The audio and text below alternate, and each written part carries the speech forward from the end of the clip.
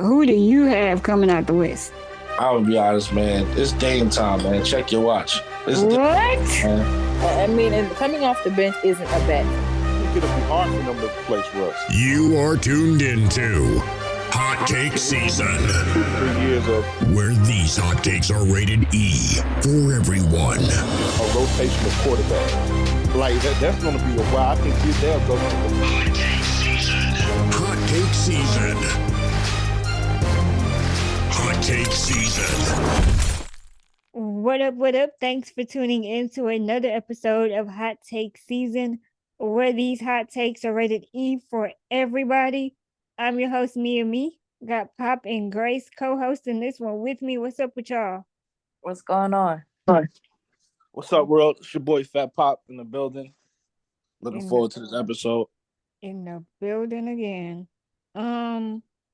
So I guess we'll just jump right in. Notre Dame and South Carolina women's basketball team is supposed to open the season up in Paris going into next season. Interesting because, the Olympics, I believe the Summer Olympics are in Paris this year. Thoughts on that? What does that say for the NCAA? What does it say for women's sports? I think it's super dope. Nah, go ahead. Go ahead. I think it's super dope. I think it's showing the exposure potential for women's basketball. It's exposing athletes to potential opportunities outside of basketball, I would imagine. Women, Paris, fashion, we've got the NIL now, so there's a lot of different ways it can be angled, like you said, the Olympics. So I think it's really cool, and it's going to be really interesting to see, like we've seen the NBA and the NFL do these international games for exposure and fan expansion and whatnot. So I think it's really interesting. It's going to be cool to see the way it pans out. Well, Notre Dame in Paris actually being the Notre Dame Cathedral, like, the famous Notre Dame, besides the school. I think that's great. Even though they're not allowing visitors, I think, to 2024, I think that's great that they're connecting.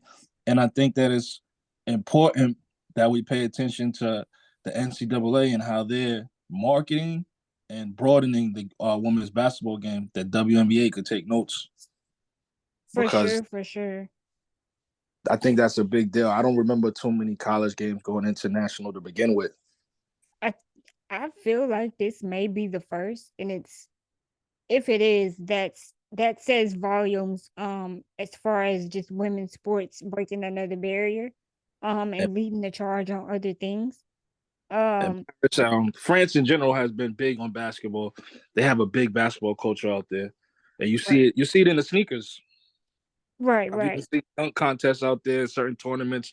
What is that? The Dortchenberger is a certain kind of sneaker that's related to France. Yeah, so I think this is a big step forward in just women's sports in general, and also specifically when it comes to basketball. I think this year women's basketball, really, with the March Madness tournament, saw an uptick in viewership, and that was something I loved seeing. We're seeing other people chime in on it, even though you could tell who's familiar with it and who's not. Yeah. But the girls are curb stomping that glass ceiling. I love it. Right.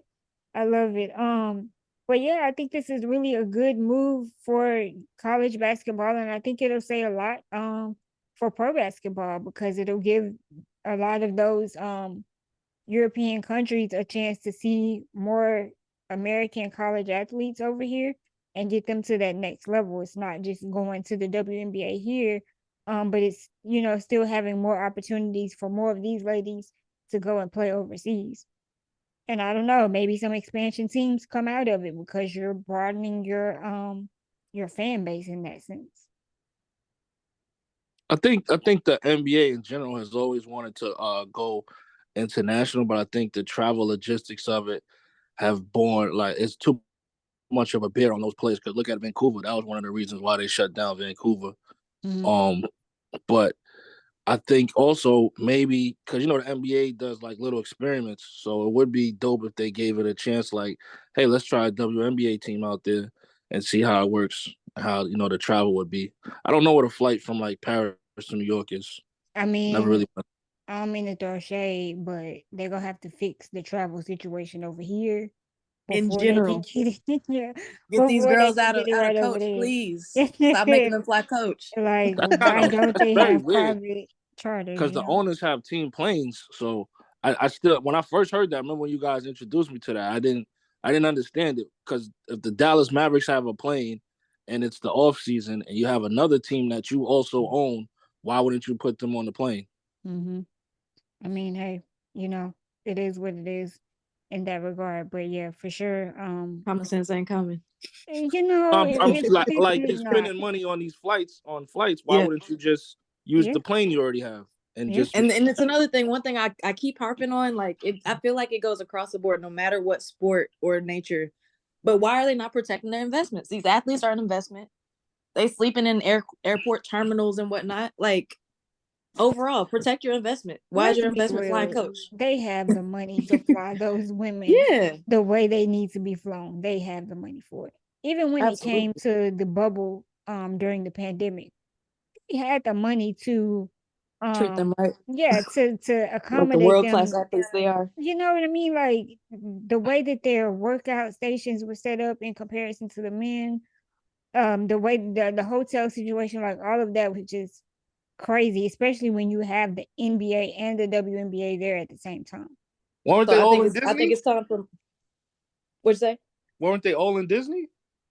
No, they Yeah, were but at the women's quarters were a lot less yeah, up to a date lot. than the Not women. as I nice. mean than the men. There's a bad part of Disney for all that money. They were at where the women were at IMG, I believe. Mm-hmm. IMG Academy. They were like a charter school. I mean a I didn't- boarding school. And then I think they had a hotel, but that's where they played out of. It was not the same situation as the NBA bubble by any means. I know what they're saying. Like the elephant in the room is cost effectiveness. So the Mhm. WNBA it hasn't turned a profit. Like it is not a lucrative business. It's one of those things where a lot of teams are trying to figure out still to this day, which might be based on lack of genuine interest from the owners in the boardroom. Like Priorities, absolutely. I think the WNBA is a great example of the difference that's talked about in the NBA between like management and the team. Like the up when you go to the higher ups and things like that. I think there's a lack of genuine interest to where they don't push it in the right direction. You know, I Right. I haven't understood the W. It was a comedian actually. I think it was Bill Barr. He talked about it, and it was funny. But I'm like, is it that simple? Like women supporting women is the only reason that they're not successful. In a Not at sense, all. Not by any means. yeah, that's what I mean. Because So I'm there's like, men that don't like men's basketball that don't watch the NBA. So why should men have to support men for the men to get what they need? You know what I mean? The logic is very flawed. Yeah, And I think this is my moment. I'm gonna make the first hot take of the episode, let's go. and it's not necessarily sports related. It's one of my um is one of my some might call me toxic for this statement, but I'll stand behind it. For those that are so in like this is one of those things where it's like if it don't apply, let it fly. So if this don't apply to you, let it fly. Don't be triggered. Don't be feeling don't let your feelings get hurt. But generally speaking, related to matters of sports and women in sports, if y'all don't like women, just say so. And that's I'll leave it at that. I mean, it hey, sounded like you had something to say and you didn't say it. But No, I said it. I said it. If y'all don't like women, just say so. Because a I lot of don't. these arguments are very flawed in logic because you have to take there's certain steps in any area of life, business, personal. You have to take steps of sacrifice, or sometimes you have to take a loss for a little bit to scale and to grow. I Like mean, that's let's just the be reality of it. honest. These owners of the WNBA are still making more money off of the Mm-hmm. players than the players are getting. Yeah, So it's Well, when you there's go to money collective there. bargaining, when you go to collective bargaining, you got to bring things to the table like the That's they true are. TV too. sales. You know what I mean? The TV sales, the game sales, the jersey sales, memorabilia, paraphernalia. All of those things count when you go to this collective bargaining. And if you can't say, if I'm spending $60 million every year on this situation that only generates $20 million, yeah, I'm going to have the edge in this until Or get to the root of what you need to do to make up, fill in that gap. Mm-hmm. Because it's not like we could talk in circles about the fact that yeah, the NBA actually not well, that comparatively speaking, the NBA is more profitable than the WNBA. But then you have to ask yourself the logical question: okay, so this is a situation now. What kind of plan can we put in place to change that? Right. To turn the WNBA to a profitable organization? It's like it's I that think simple if it's going to be continue to be a business. And we like know we they tried it because Grace, I know you remember about a year or two ago, maybe even 3 or 4 years ago, where they had a situation where the sponsors had a bigger logo on the front of the jersey than the Yep. team did, and the numbers on the jerseys were just on the back. Yep. It It makes was no weird. sense to me. Like, you would never propose anything like that for the NBA. You would they never did. propose that. They did propose that, and But they said how we'll small try it out. They said we'll try it out with the WNBA. how You know what I mean? small And was it failed. It looked when terrible, so it didn't translate to the NBA. when the men So started putting sponsors on their jerseys, how small was that logo in comparison to the women? But that was after the field test run you just That's a mentioned. disrespectful thing to even bring to the table Isn't how that much how they longer do are it the in women Europe? gonna have to Isn't be? that where they got the idea from? Europe? Yeah, but how much longer are the women gonna have to be the crash dummies for all for these something different like flawed that, marketing tactics that they don't want to start with the NBA rather than just saying, "Hey, let's look at this from a clear cut and dry business perspective. Let's put a marketing plan in place, a business plan in place, so the numbers line up, and figure it out." Instead of like, it's that's why a lot of people that don't like women's basketball see the WNBA as a gimmick, is because the people who are in charge are treating it like a gimmick. They're not Nah, I treating don't it think. like something that has longevity to some I don't think. capacity I don't think. when it I comes from the think NBA angle. when I look at it, when I look at the disparity, me as a basketball fan, I think it's really the age of the leagues. I think because you got to understand, like Magic and Bird happened like literally 30 years ago, right? hmm And Mm-hmm. NBA still markets that story. Well, they just did a movie. Well, not a movie. Well, they just did Showtime on HBO Max. You know what I Mm-hmm. mean? And then oh no, was it Winning Time? Is that the name of it? I believe they just did that. Magic hasn't played in like 20 years, but they have that. They have that pillar to build off of. The WNBA is not there yet, just based off the age. I don't see it as a. I would disagree because I would say that the WNBA does have a foundation of history and monumental and legendary moments and players to market with that true women's basketball fans know about. Just like Who in we the talk on Twitter WNBA about the have they top been following point since high school? guards. Hmm? Who in the WNBA have they been following since high school besides like Shamika Holdscore? But I don't think you have to follow the player since high school to acknowledge their mark on the game. But if you Like look at it's the league, that's what they do. not necessarily. I'm talking about true women's basketball fans. True women's basketball fans, we can sit down and have a conversation about the impact that a Teresa Witherspoon, a Cynthia Cooper, a Rebecca Lobo, like go back to the roots of women's basketball. And those are players that have played in the league. I think it's just you have to work with what you have to work with rather than trying to frame it just like they're trying to frame the NBA. right. They're You don't trying So have to to you don't have to do them the same way. And we have to realize that when the WNBA started, they weren't necessarily the focal point of basketball Mhm. because the men had already had that. You know what I mean? So you're It was bringing actually the second league. I can't remember the name of the first one, but there was another professional women's basketball league. It didn't quite last, but it was the yeah. second league. So it's yeah, been I like mean they weren't a 7 other focal men's point leagues to that even failed, that nobody crashed was and burned. watching women's basketball in that light to try to catch a female player in high school and watch her journey to the WNBA. Probably not up until when Lisa Leslie. It was Lisa Leslie that did the 100 points in high school.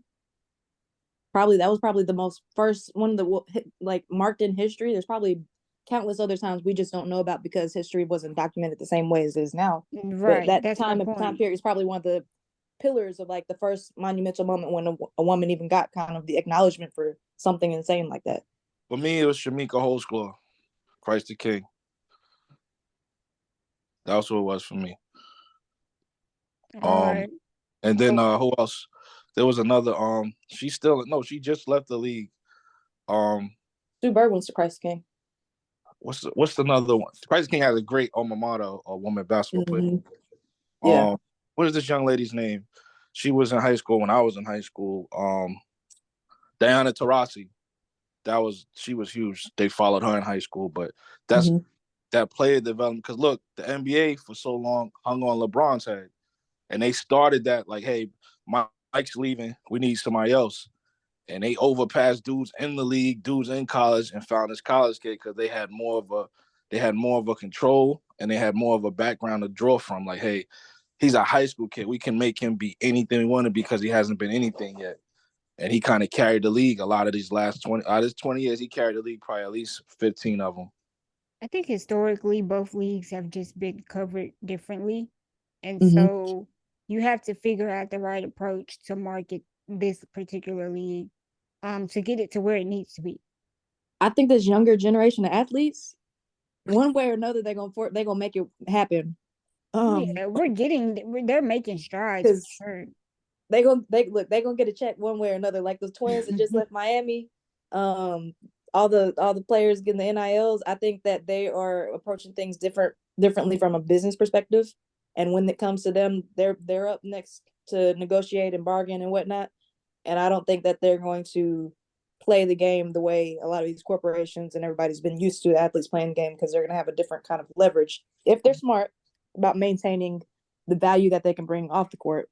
But that's a whole nother different conversation. But I think we're about to see things really shift for the marketability and the profitability of women's basketball. Yeah, for sure. And I think this Notre Dame and South Carolina game is going to be a good start for that, for sure. Mm-hmm. And I think we need Caitlin Clark Angel Reese rivalry. Do we really need why that? don't I want to pit the girls against each other? Yeah, I don't think we need a rivalry, so to say. Just like you need a LeBron Durant, you need Kobe LeBron, you need Mike Magic, you need Bird Magic, you need these rivalries that people tune in, because it's easy to watch a player follow a player than it is a team. You need these rivalries. Westbrook Westbrook versus Durant is like the most interesting part of that first round series. It's if not we're doing it from an athletic perspective, I'm all for it. But I believe that because they're women, the angle a lot of people are taking it is from a caddy perspective, which is not good for women in general or women's sports. But like it's like we talked about, it's all about how you market it. I'm all for pairing two phenomenal athletes against each other and like them going head to head. It's not even a guarantee. It's not even a guarantee that they're going to make it at the next level and be what they are at this level, at that level. Because like with any sport, going from college to pro is a different ballgame. Yeah. No, 100%, but you hope it translates. Wouldn't you want to watch them go at it for 10 years? I don't want it to be force fed to me.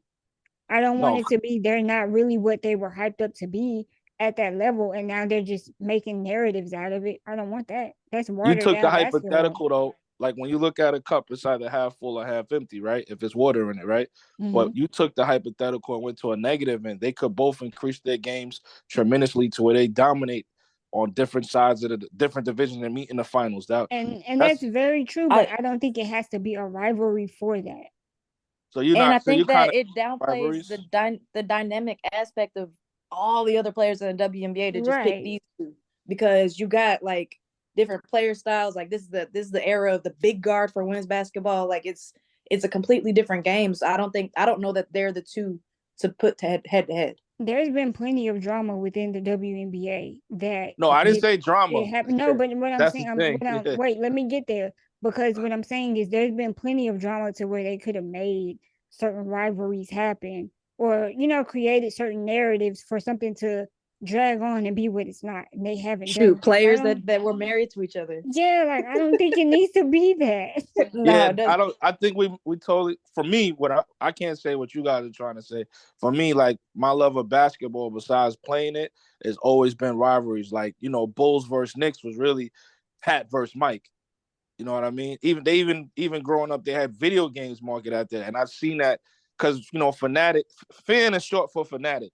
So a fan base is like an extreme thing. You see it at these games, you see these people get inebriated and go way too far, right? But as a marketing person, you have to tap in that in a positive way to get them to buy into what you're selling. That's all I'm saying. To present a good brand of look at the ratings that they did with Caitlin Clark and Angela Reese in the finals, because it was all. So I get what you're saying. But women's basketball, we've had that in women's basketball. We've had the UConn, Duke, the Tennessee, but women's basketball and those do great for the sport. But it doesn't translate to the pros. It does though, because we've got the Aces and Chicago. There's a lot of that brewing now in the W, with especially with all these off-season moves. A lot of it's brewing, but for women's basketball, a lot of it is, generally speaking, is seeing team versus team rather than player versus player. Obviously, when there's a really good matchup, then you see the players go head to head. Right. But we do have that rivalry aspect more from a team perspective generally. And people tie their loyalties more to team than specific players Right. in the women's basketball game. Like right now, there's about to be a big 3-headed monster with the Aces. I think it's the more than 3 Liberty. heads. I'm gonna just throw It's, that out yeah, there. yeah. I'm just saying, but They the got like a highlighted 20-headed ones monster with that roster. you got the Aces, you got the Liberty, and Phoenix. Now that Brittany Griner is back, right? Those are going to be some great matchups. And I think Dallas might be a sleeper. Maybe that's just me being a hopeful fan. But I think some of these offseason moves and the draft pickups, we might be a sleeper team this year if we can pull it all together with a good coach. Yeah, and anything is possible. but you generally, for women's basketball, we see it as like a team thing rather than like everybody has their favorite players, but we don't usually pair those rivalries in that way in our heads. Yeah, for sure, for sure. So we brought up the NBA and we've been talking business. The NBA just came to a new CBA agreement. Any takeaways from that? It looks like they're attacking bigger markets' ability to create super teams, and they're trying to also, in the same way, help teams not give away their future. Like for the Knicks is a win now city, right? I used to be a Knicks fan. They won a championship every year, and at the beginning of the season, no matter who's suing up, they think the question is not, are they going to make the playoffs? Are they going to do good? It's like, you think we can win it this year? Meanwhile, they might not even made the playoffs the year before. You know what I mean? So a veteran becomes it. Look at the Glenn Rice trade and Tony McDyess. They just got a history for like the last 20 years of leveraging their future. Like, we'll just give away all the picks. And that's why I'm using the Knicks in that argument. So it looks like the new CBA attacks that to where it's like, you know what? Teams that have done that, we got enough statistics to study, right? To see that teams that do that never really win in the end. And a lot of the draft picks they pass on could have helped uplift a franchise. Like for the NBA, Michael Jordan or LeBron James or Kobe Bryant in the New York Knicks uniform would be the greatest thing ever. It's one of the largest markets, but it never happens because they really don't have draft picks. You know what I mean? So I think that's a big thing that I picked up from the CBA, and I hope that it helps the game. And I'm just happy that the players are still getting compensated. I see a few things. I thought they were going to challenge guaranteed money, but they haven't, and I'm happy for the NBA players because I'd hate to see them treated like the NFL players. For sure, for sure. For me, I think a big takeaway was that you have to play at least 65% of 65 the games. season. Yeah, for certain accolades at the end of the year. I think that's a big situation because we do have so many big name stars who get injured, and yeah, we want them to receive certain rewards, but if they're sitting out half the season or more, that's not really fair to somebody else that's been putting in work and still covering everything. A wise man once told me the best ability is availability. Facts. I'm happy about 65%. I agree, and I don't want to go off into a tangent, but it just makes me wonder. I can kind of circle it back a little bit, and not completely because I'm not going to take too much time. But No, for you're me, fine. as like a player, coach, commentator, I've always been a huge fan of like systems and like team play, and it kind of to an extent saddens me to see how much of an individual game the NBA has become. Not to say that there can't be stars and people can't shine and like show out and everything, but it kind of changes the integrity of the game a little bit at its core. And so it just makes me raise my eyebrow a little bit about the future of the game. We keep hinging teams on one player. Like your best man goes down, your whole season's up in the air. Like, how good is your team really? How good is your team really? How good is your coach? How good is your game plan? Like a lot of the things that like really make the game of basketball beautiful are getting put to the wayside. That's just my thought though. Yeah. Do y'all think they're starting to give away too many awards? Nah, it's good for the game. It's good for the game, and you like to see players get awarded for their effort. I don't think so. They're not especially as many participation games as they play. Yeah. Yeah, right. As These many guys players as there are, like yeah. not too many more is going to be participation trophies, but I think because That's of what how I'm many saying. Like, teams is and it players getting there to are, that then point? Nah, like if there's a stat, because analytics and stats have changed the way a lot of people view the games. And Mhm. if De'Aaron Fox is the most clutch player statistically, get that man a stat. Get that Okay. man, that's something he earned. Like there's a lot of stats that weren't even recorded before. So I'm not against it. The new trophies. I'm not. It's not like they added 40 trophies and Right. it's like, hey, you played every game this season, you get a trophy. Nah, that's they don't do that. Got you, got you. Well, speaking of trophies, if there could be one for the player who gets the most fouls, or possibly suspended the most due to fouls, Draymond Green might be at the top of that list. What did You know y'all what I hate though? what's Like, that? I don't really like him as a player, but I like watching him. But I don't like it when he's like a a hole. Like, I don't know. He's like one of those lovable, hateable guys. I can't put my finger on what it is because like Mm-hmm. when he shows out, he shows out. But then the other times you're shaking your head like, dude, like really?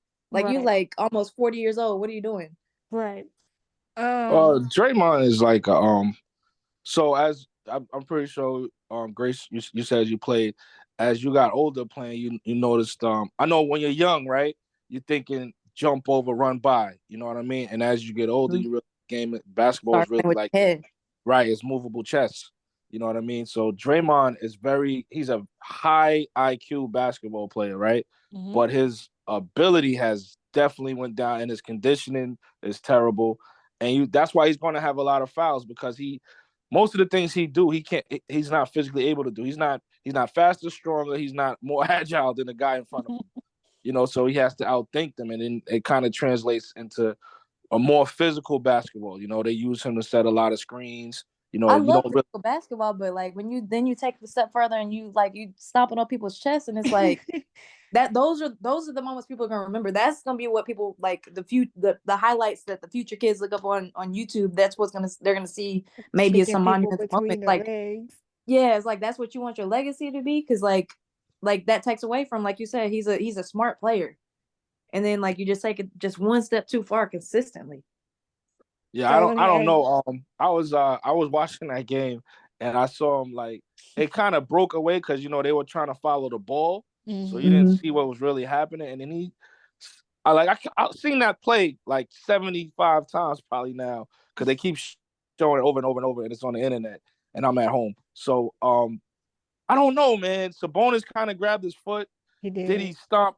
It's like that's the thing with Draymond because you want to give him the benefit of the doubt, but then you remember when he kicked Steven Adams in the nuts. It's like, yo, Right, but like hold on, man. Like who was it during that play? And then right. somebody made a great point on Twitter. They said the real reason Draymond got suspended is because how he reacted afterwards. Because everything he said could have been right. Hey, the guy grabbed my foot. I'm trying to get back in the play. I'm trying to shake him loose. Da da da da. But then afterwards, he's like on this testosterone filled tirade for no reason. Mm-hmm. And it was like, yeah, you gotta do something about this because He if must not, have knew. He had to know it was coming. It's I don't like know. it's like Then that Tyra Banks meme where it's like we were rooting for you, we were all rooting for you. That's how I always feel when he does some stuff like this. It's like, dude, come on. I was a fan of Rodman and Malone, so like I'm kind of comparing Draymond. He's not as physical as '90s basketball, but Right. he's like right there, and it's definitely too physical for today's game. And then every time I Mhm. see him and Jordan Poole on the court at the same time, I'm just like, yo, he really he stole on dude, like you know what I mean. Like, and I always wonder how many other dudes he stole on that we I just don't have forgot about video that footage until of. you just said it. That's I, crazy. I can never forget it. He helped Jordan Poole off the floor the other night, and it was just like you could see the cringe in Jordan Poole's face, like, oh, this fake ass dude, like like I can't wait till he's out of here because there's talk about getting rid of because he probably wants more money than he's worth. He's at the end, he's bag chasing. I hope they get And these might be eliminated. his last few years. Do you Yeah, he's think they definitely he's give him definitely a at the end of his career. do you think they give him a front office role? Because I know at one point he was trying to finagle things in that way, especially when he came to when they got KD. I mean, how do you give him a front office role and you don't know how he's going to interact with the new players? True. He's not a personable person. Like he's not a person. If you voted him, he's probably like right after Chris Paul with like the dude most hated in the NBA. You know what I mean? And that translates. Look at Melo, right? To go off top a little bit. Melo still could play ball. he can still shoot, which is all you really need him to do, catch and shoot. He was productive last year on a meaningless team, but he doesn't have a job because you're afraid of how he interacts with the youth. Mm-hmm. You know what I mean? Is this the guy we want to set an example? So you give Draymond a front office job, you know what I mean? And is he going to be that assistant that outruns the coach? You know what I'm saying? It's Right. so much things so many possibilities that I'm sure they consider hiring him. And I'm not going to be the person, like, not that my voice matters, but I'm not, don't give Draymond a job. But I'm saying these are the things that they're probably taking consideration. Will he get a job in the front office somewhere? I can see him on somebody's coaching staff after being an assistant, working his way up and then also showing like, hey, I played with a lot of aggression, but I can coach a little different. Mm-hmm. I don't know. We'll see. As far as the Warriors go right now, how far do you guys see them going? I know Draymond is suspended for this next game, and they are Yeah, down 2-0 to the Kings. Should the Kings be worried and maybe be on the lookout and not get comfortable? No, Or are the definitely. nah. Warriors in trouble? Yeah, definitely don't get comfortable. The Kings got a lot of things in their favor. Harrison Barnes knows their system. Mm-hmm. The coach knows their system. They got a lot of things in their favor. The youth is on their side. They got a lot of things in their favor, but when you playing a game, every game is game one. You know what I Right. mean? And you don't want to get in a place where you're so comfortable. You still got to close. And we've seen the Warriors not be able to close up 3-1. Mm-hmm. So I hope that Sacramento doesn't. I really want Golden State to go home. Like, I really don't like the Golden State fans. I feel like they cheer the loudest when they're winning and they're sus when they're losing. So I really just want to I just really want Golden State to go home. I thought you was from the Bay Ooh, though. ooh, he from Nah, everywhere. I'm not from the Bay. You never heard me say that, but I do rock with E. Fonzarelli, and I didn't like how the Kings did him. They Yeah. should have treated that man. It's still California. They should have treated that man with a lot more respect than they did. For whatever happened, it didn't look good. It wasn't a good look. Mm-hmm. I mean, I hope they come out with an apology, and I hope maybe the fan that was bothering him, even though it's probably like a billionaire's wife or family member, something like that, maybe Right. they get reprimanded as well. Because E40's remember when the NBA was doing that thing where they were trying to do like rapper mascots, like DC Mm-hmm. had Ballet, Mm-hmm. Philly had Meek Mill, where they're trying to, because remember hip hop culture fuels so many other things, and when it Right. comes to marketing, right? And E40 was definitely that for the Golden State Warriors. You know what I mean? Him and Mr. Fab. I don't really see too many other rappers that are notable at the games. Supporting the teams like that. Mm-hmm. Snoop and Lakers. But Snoop's not even the biggest Laker fan. It's really what's this old man? Old crazy dude. Jack Nicholson. Yeah, Jack Nicholson. You know what I mean? Because he's been there so in that smile. But yeah, I remember they tried to tap into that as a marketing employee. So I just hope that they make that right. You know Yeah. what I mean? Mm-hmm. Well, give me a hot take. Who you got winning that series? Warriors or Kings? Sacramento to win, man. I want the Kings to Yeah, I win. think the Kings are gonna win it. Like Y'all the me, pulling The for way it's looking right now. Sacramento? like the me. I'm not going for. I don't have a dog in the fight really, but I don't. It's not looking good for the Warriors. Okay, so let me ask this now. Now y'all done went left on me. Because I was not expecting y'all to say that. So is it sweep or is it I don't. I give them five. I won't go that far. I I think the give them. Warriors got one in them. I give they them got five. one in them? Grace. Clay looks crazy on the court right now. He Clay look, looks Yeah, like it he's just 10 years. I don't know what's going on with Clay. Draymond's he's been like I said, he's a wash, but he's a smart player. You can't really teach that. right. Steph, I always had this thing about Steph. Everybody doesn't agree. Steph in the playoffs never really impressed me, man. Mm-hmm. It was never like a game where I was like, yo, Steph took over, you know? Right. So and when it counted, you know what I mean? Like if you up 3-0 and you go get 40 and seal the deal, that's great because you closed, but Mm-hmm. that's not really impressive to me. But yeah, I'm ready for them to go home, man. Man, all right. Last thing, because we've talked about the accolades, at the end of the season. But I think apart from that, a lot of these players are facing pressure on getting, well, one of them has pressure to get another championship. But then you have others who are facing the pressure to get their first championship. Who do you think is facing the most pressure? LeBron. LeBron? Yep. If LeBron don't win a chip, every year is a failure. So he's like Over. the Yankee. He's like Wait the a Yankee. minute. Okay, go in depth on that. So LeBron is fighting this legacy thing, right? Hmm.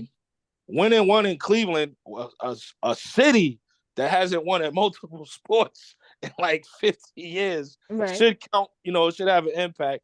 But then they bring up his finals record, but they don't bring up the fact that he's been like, it's very few people that have been in the finals more than LeBron.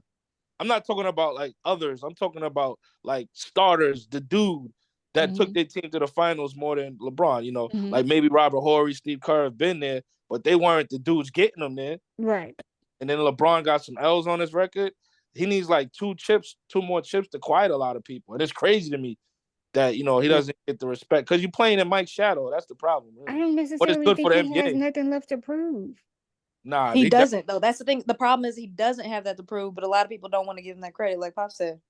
yeah, Well, he got okay. a lot more to prove in a lot of people's eyes. Even though, to me, man, he delivered. Like, you remember it was a time where you like, yo, is he gonna win one? Right. You know what I mean? Like, cause they advertised this dude. Remember the Chosen One commercials? Mm-hmm. Like he was supposed to be that deal from game one. And the league was in a weird place. They had the malice in the palace, and he just said, "Yo, I got this." You know what I mean? The championship team got into a fist fight with their fans. You know what I mean? Like, and the number one contender. Those were the two teams that was suggested to win the chip, and they got Yeah. a fist fight with the fans. That's never good for box office. So LeBron said, "Don't worry, I got this." You know what I mean? And to me, he delivered. I wasn't a LeBron fan. We graduated high school the same year. I didn't like LeBron for that reason. I'm like, yo, this dude never played an NBA game and got $1 million. A delusional young dude. So I'm like, Right. this dude got $100 million and never played an NBA game. That is insane. And then he took Lenny Cook's spot. Lenny was my man. Like, Lenny was a person you could see in the neighborhood just like that. I'm like, damn, and Lenny can't even get a job right now. And they all were saying it because of LeBron. You know what I mean? It was a lot of other factors that I grew up and mature and I understood more that went into the NBA decision to isolate Lenny. You know what I mean? But at the time, you're looking at it like, yo, Lenny could still perform. He got a little hurt because he was even on the Celtics team, Summer League, doing his thing. But they were like, nope, we're going with LeBron. Yeah. Even when they gave him the Rookie of the Year over Carmelo, you know what I mean? It is still so much pressure on this dude to deliver. Not even. It's going to overshadow the scoring champ fact. It's going to overshadow the fact this guy's going to play with his son. That's Mike can't do that. You know what I mean? Mike couldn't do that. He couldn't get his son to the league. You Hey, know they what I have mean? sneaker pop-ups though. What So you say? They have pop-ups at the sneaker shop. Man. that's it. That's it. He gave him a job, which is great. He gave him a hell of a foundation, but he couldn't get his son to the league. And if Mike said, "Well, I wasn't concerned with that," he'd be lying. For He know, sure. So LeBron, I think the pressure's on him to win. And I was talking with somebody earlier today. The road is kind of set up for him to win it. If Sacramento knocks off Golden State, then if Lakers can knock off Memphis, then it's Memphis, Sacramento, and then the other teams you're probably looking at. Even though I want the Clippers to beat Phoenix, you're probably looking at Phoenix versus Denver. They're probably going to beat each other up. So you're going to face a team that's a little tired to get to the Western Conference Finals, right? And then you're going to face, if you could beat one of them, like after they just went to a 7-game series through hell, Yeah, you could beating beat up one of on them. each other. You might get to the chip, and who knows who's coming from the East. If it's Boston, So, I think LeBron could beat Boston. He kind of owned those dudes when he was over there. so you're saying LeBron has more pressure than KD because we know the asterisk He's a people clown. puts by his championships than James Harden and James then Harden's a clown. the Joker? A bum. Jokic got to win a chip to solidify those MVP trophies they giving this That's dude. what I would think But as well. But I far don't as think there's as much of a rush for that to happen for right, the Joker. right. That's it. okay, You so know he okay. got time. Even though I think he's 27, right? But you know he's got time. But yeah, it's They not do like age a win little now. differently than us, but It's not win now. And then with Jamal Murray being like not, I don't think he's still 100% yet, and that affects them, Right. greatly. But and I don't think they put that much pressure on Jokic, and I think that's why he's a good ball player. Like he just goes out and gets his numbers. He does what he does like very well, and it's not like He's not carrying the league. He's carrying a franchise with a team that's loaded. You know, they got a great coach. They got I don't know. I don't just see it, but you know, if he wins another MVP and no chip, then it's like, yo, come on, That's man. scary. Yeah, That's I scary. think it's scary that they let him wear number 15. I think that's crazy. I think that should have been like the incentive for it to be pressure him, but they don't let him. Melo can't retire his number there. Like when you think of the Nuggets and you're Yeah, my age, you think of Melo. You right. don't think of Tony McDice. You don't think of Mahmoud Aruf Adu. You don't think of none of these players, man. You think of even if you go back, you don't think of Alex English. You think of Melo. You know what I Right. mean? So like he can't retire his number there because they gave it to Jokic. So that should have been the pressure there to like bring something there. You blocking a great from being great. But Jokic, now I think the pressure is always KD is a sucker, man. Like, and I'm being biased because I'm a Nets fan, but like nobody respects him. Like he's a great ball player. Everybody respects his ability. But when it comes to like just like they said last year, they did it nicely. They didn't call him a clown and a sucker and say like, yo, you lamed your way out, stuff like that. They say, yo, you never drove the bus. And it's still the same situation. You couldn't take a team where you were the dominant player and go all the way. And it's the So same thing in if Phoenix. Phoenix were to go all the way this year, then what? He's still not doing it on his own. It's still like, Because yo, he you walked have into a loaded situation. yeah. Okay. Everybody likes it better in America when you could say, even if it's not true, when you could say I got it out the mud. Hmm. And he in his head, for whatever reason, even when he was talking about trade demands, you're on a team that you destroyed. We got rid of 4 All-Stars for you. And then you got you're on a team that you destroyed and your trade demands to go to a contender. That was insane. Like I'm only going to Phoenix. I have a list of teams: Phoenix, Golden State, and I forgot what other team he said. Oh, I think he's saying Boston too, right? So what And, does KD have to do to get your respect back? no, that's dub. It don't sound like it's gonna ever happen. That's dub. KD would have to come back to Brooklyn, live in Brooklyn, like be a staple to the city where the kids can see him and be motivated and encouraged by him. I'm talking about like more than these Photoshop community efforts. I'm talking Sound like about you want him to run for mayor of New York. You feel me? he could have. He could have at one point. It's not that hard to be the mayor of New York. Not the, Oh I don't want Lord. Eric Adams coming for me, nothing like that. But it's really a popularity contest. You know what I mean? The dude was, yeah. Anyway, get back to business. KD, I don't see him getting my respect back anytime soon. I always respect him as a ball player. He's a great ball player. It's kind of like how KD feels about Chuck. Is how I feel about KD. Mm. That'll never be. And then he slanders Chuck. He went to Chuck's team. Like, I'm surprised he didn't wear number 34. No, they probably retired 34, so they couldn't wear it like a smart team would. But yeah, he I don't know. How do you guys feel about KD and his actions and who he is as a leader? I don't take it that personally, which in Right. some ways I'll admit I'm a hypocrite because of how I feel about James Harden. I don't take it as personally as you do.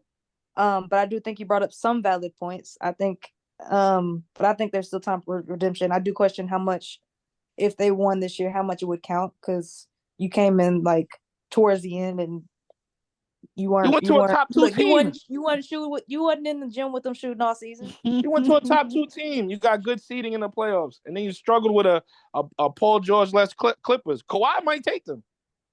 There's no reason that Kawhi couldn't beat them. It's all about putting a good game together with the others. Like, and it's sad to say Westbrook, like, he's a great player, but his turnovers are going to kill them. And his Yeah, shot I selection, don't think the Clippers have enough firepower outside nah, of not to Kawhi. overcome that. His shot No. selection and his turnovers, because you got to play almost perfect to beat those guys. Mm-mm. Yeah, so I think the pressure is on LeBron again. Like, think about it. If LeBron is a 7th seed and people are talking about championship, Mm-hmm. you don't see that who's a 7th seed in the East? Exactly. Nobody Oh seeing no. Nobody seen him get to the chip like that, So I think the pressure's on LeBron. Giannis, I would like to see the pressure, not even pressure. We mentioned James Harden a few times, so he gotta get the smoke. When they told me that they lost the chip 11-20 and he was in the strip club 11-40, I'm like, yo, man. Now I Then watch telling his y'all game. this man is a bum. The definition of a bum. Yeah, I watch his game, man, and it seems like a lot of times it seems uninterested. Like he doesn't seem He's like just there to get the check. Yeah, he doesn't seem like a previous MVP. He doesn't seem like he's a dog. And I know he has the ability. It just doesn't translate to the court effort. Right. Like I did. Man, James I Harden. didn't tell y'all, man. Yeah, don't get me started because I've had a good day and good energy. I'm not. Get I'm started. We might go viral.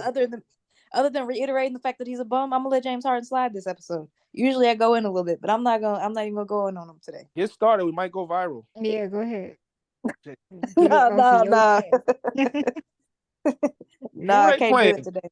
Who's Philly playing? Philly's playing. Philly playing. Gosh, I can't think of nothing today. They're I know playing. It's Boston's in playing Brooklyn. It's Atlanta. Brooklyn. They're playing Oh Brooklyn. yeah, they're playing Brooklyn. the Nets. They're playing the Nets. They're playing the team KD abandoned and Yeah. James Harden ran from. So they got that. And those guys are playing their heart out. Dinwiddie, Joe Harris is definitely overpaid and it's showing. But I think that he might still be a little hurt, so I'm not going to totally go in on him. But and Claxton, everybody's doing their best, but it's not going to be enough. Are they though? Yeah, those guys are playing hard. Yeah, I think they're working They're with playing what above they their have. ability. Yeah, they're playing Yeah. above their ability, and they don't have the depth. But yeah, and that's become a little rivalry because I think this is like the third time they're meeting in the playoffs. I remember when Ben Simmons is a joke. Yeah. I thought he was going to Kind affect of a the little collective depressed when bargaining. you said that name. Yeah, he's a sucker, man. That dude, man. I don't know if he ever loved the game or if he was just a big dude that could play a little bit, because of course he's good because he made it to the NBA, right? But like they say in the dating world, don't fall in love with potential. That's exactly what happened with Ben Simmons, man. And it just seems like he don't. And yes, I am judging you, so maybe I'm wrong for it. But it doesn't seem like he has the heart or the desire to be a good basketball player. He's got the basketball version of what they call the yips in baseball. It's all in his head at this point. Okay, so yeah, I wasn't even aware of the yips. Maybe he has, but he just weird. Like remember when he was in Philly and they made him come back because he was trying to say why, and they just started fining him like, yo, if you don't want to play, we're not going to pay you. You know what I mean? Yeah. So then he came back to the NBA practice in sweatpants so he could put his cell phone in his pocket. And that's just like, yo, man, what are you doing? You playing for Doc. Doc has held your hand the whole time. Like Doc never dumped on you. Doc, when it came to Doc tried to help you. You know what I mean? And he was like working with you. Okay, you don't want to shoot something in his head. You don't want to shoot, and then you're releasing all these overtime games in LA Fitnesses where you're taking jumpers from half court, but then you don't want to take a jump in the NBA. I don't know, man. Ben Simmons is a bum. Here's my thing though, and well, so in baseball, it's kind of the same. You get injured, and you can never really you come back and you're physically capable, but you just can't get your head into it mentally. So that's usually kind of what the yips are translated to in that situation. But and hear me out. I'm sorting through this thought as I say it out loud. So I could be way off base. Call me on it. I accept accountability. But in some senses, I agree there are players where we can look at him, we can say, this dude's a bum. Where we have this dude who got hurt, it's affected him physically, affected him mentally.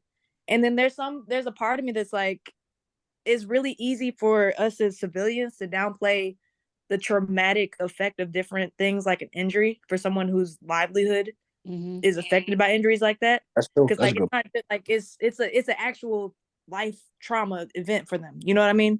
Right. So there's the back of my head, there's that little part of me that's like, as easy as it is for me to criticize someone for not coming back the athlete they were before they got hurt and things like that. It's like, yo, this was an actual traumatic event for them. And I have to reconcile with that as respecting them as a person, as an individual beyond them being an athlete.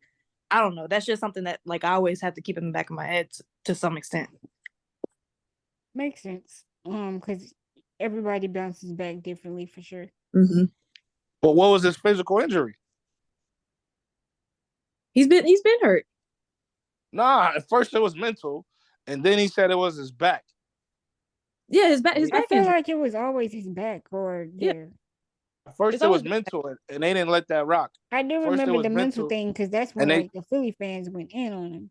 And they shut it down. at what point does the athlete have to take accountability and say, hey, I'm not the athlete I thought I was or used to be or thought I was going to be. Maybe it's time for me to hang up and give somebody else a shot at the opportunity on the roster. But Nah, and it's then too like much money on the line. They ain't walking away from that easily. Yeah, if you ain't giving the bread back, come on, man. You can't have it both. Well, I guess you can't have it both ways, and he's having it. Yeah. He took the money. He took the money because back injuries are criticized because they're the hardest to prove whether you have one or not. Mm-hmm. So, you got to go off his word, and his word is not very high for me. But I don't personally know him, so it's all about the presentation and the media delivery. So he could be a solid guy, and he could be getting a raw deal. Like he could legitimately be hurt. But I'm leaning towards this dude. The lights are too bright, but he still want to check. And he unfortunately hurt my franchise. Well, they hurt themselves because I would have never traded for Ben Simmons. So, officially on the record, Pop, who is your franchise? The Nets. Oh, okay. Yeah, I'm always root for Brooklyn. I'm rooting for LeBron, but if he played Brooklyn, I don't really know who I root for. Yeah. You got to pick one, man. Nah, like the only way I would pick one if Carmelo was still with LeBron. Like if Carmelo was still with LeBron and the Lakers versus the Nets was the finals, then I would root for the Lakers because I would want Carmelo to get a ring. Even if it came at a cost to my Nets. All right, but yeah. well, we'll see how these playoffs pan out. Y'all got any other hot takes before we head out of here? How do you guys feel about one of the mid-season tournaments being intramurals where they have men and women together? I'm not opposed to it, but I don't think it's gonna physically give what everybody would want to see, if that makes sense. Yeah. It's gonna feel like a celebrity all-star game. I see what you're saying. That's immediate. My first thought was a celebrity all-star game, which we see some WNBA players in there sometimes, or and just I don't know. But you saying that makes me think of the whole thing where y'all remember when Brittany Griner said she could go head to head with Boogie? Didn't she dunk on Boogie in like the Olympics or something? I don't remember that. They were at a practice just know or something. Boogie was like, "Nah, she ain't dunking on me." I remember that. I remember they would have like a Team USA thing, and she was. I think that's how that came about because Boogie was on that Team USA, right? Yeah, and that's how that came about because they were in the same gym. I don't know Brittany Griner. I don't know what her footwork is like in comparison to Boogie. I don't think she's stronger than Boogie because Boogie was bully ball a lot. Mm-hmm. But she might be more agile and she might jump higher because Boogie don't really jump that high. No, I think that'll feel like a celebrity all-star game or like a rec ball situation. I'm telling you, if they was running it and she dunked on Boogie, that would be hilarious. That would be like that might sell season tickets. That might sell season tickets. All right. Well, thank y'all for tuning in to Hot Take Season. Hit us up with y'all's hot takes. And we'll be back hopefully next week with some more hot takes. Y'all be blessed. Be safe. Peace.